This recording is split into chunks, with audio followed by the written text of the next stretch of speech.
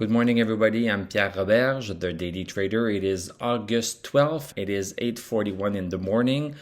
I just could not help myself. I just listened to the Tom Nash Palantir earnings video.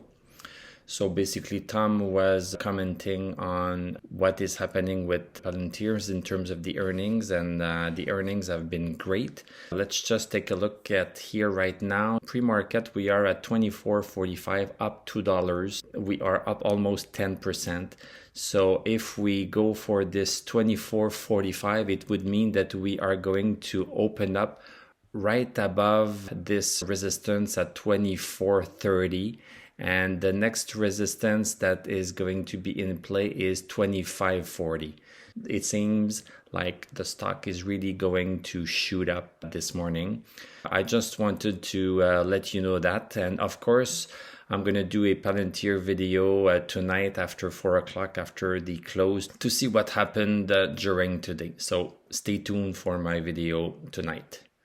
I wish you a great day, and we are going to talk this afternoon. À la prochaine.